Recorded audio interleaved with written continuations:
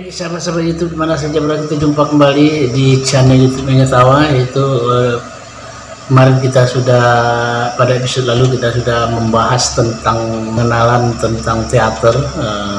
Episode ini kita menyambung bagaimana persiapan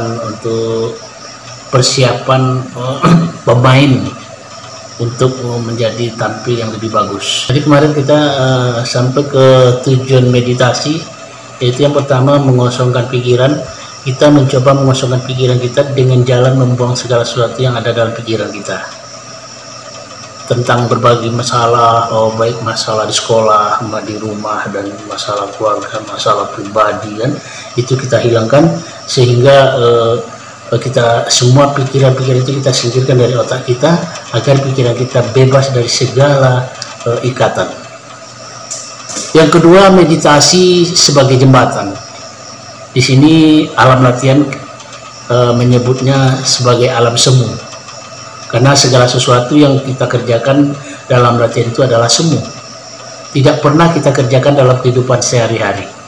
Jadi setiap gerak kita akan berbeda dengan kelakuan kita sehari-hari. Jembatan yang akan membawa kita dari alam kehidupan kita sehari-hari ke alam latihan. Jadi buat adik-adik pemula dalam pengenalan teater ini, persiapan untuk sebagai seorang pemain, seperti yang kita uraikan tadi, meditasi. Cara meditasi ini pertama, posisi tubuh tidak terikat, dalam arti tidak dipaksakan, tapi yang bisa dilakukan adalah dengan duduk bersila. Duduk bersila, badan usahakan tegak. Cara ini dimaksudkan untuk memberi bidang atau ruang pada rongga tubuh sebelah dalam. Yang kedua, atur pernapasan dengan baik. Hirup udara pelan-pelan dan keluarkan juga dengan perlahan. Rasakan seluruh gerak peredaran udara yang masuk dan keluar dalam tubuh kita. Ini perlu konsentrasi. Yang ketiga, kosongkan pikiran kita, kemudian rasakan suasana yang ada di sekeliling kita. Dengan segala perasaan, kita akan merasakan suasana yang hening, tenang, bisu, diam, tak bergerak. Kita menyuruh saraf kita untuk lelap, kemudian siap untuk berkonsentrasi. Jadi untuk pencapaian konsentrasi itu begitu. Kita lakukan meditasi dengan tenang. Kita buang pikiran-pikiran yang lain. Jadi di dalam latihan itu ya memang butuh konsentrasi. Catatan, pada suatu saat mungkin kita kehilangan rangsangan untuk berlatih, seolah-olah timbul kelesuan dalam setiap gerak dan ucapan. Hal ini sering terjadi akibat diri kita terlalu lelah atau terlalu banyak pikiran. Nah, jika hal ini tidak diatasi dan kita paksakan untuk berlatih, maka akan sia-sia belaka. Cara untuk mengatasi adalah dengan meditasi tadi.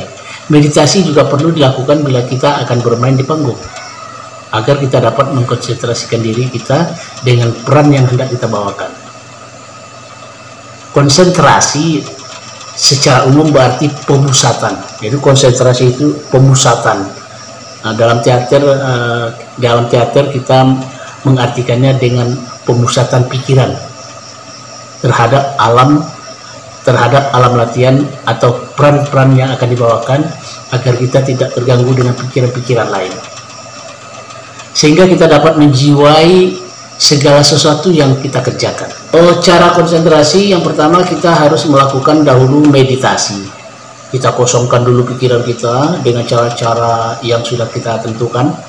Kita kerjakan sesempurna mungkin agar pikiran kita benar-benar kosong dan siap berkonsentrasi. Yang kedua, setelah pikiran kita kosong, mulailah memasuki otak kita dengan satu unsur pikiran. Rasakan bahwa saat ini sedang latihan.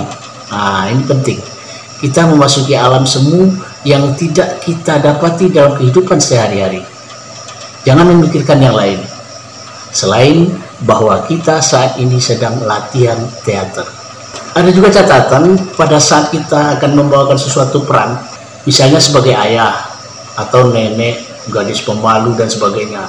Baik itu dalam latihan atau pementasan.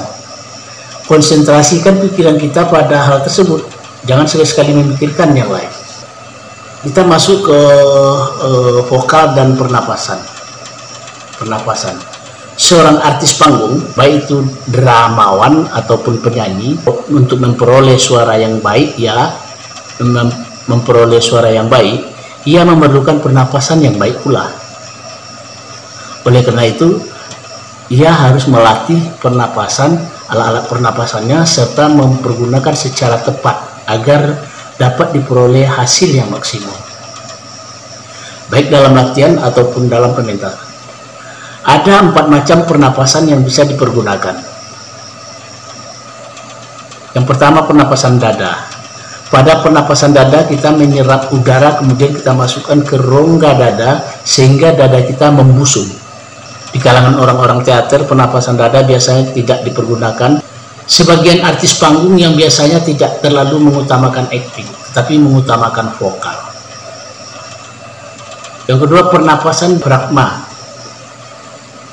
Pernapasan diafragma ini ialah jika pada waktu kita mengambil udara, maka diafragma mengembang.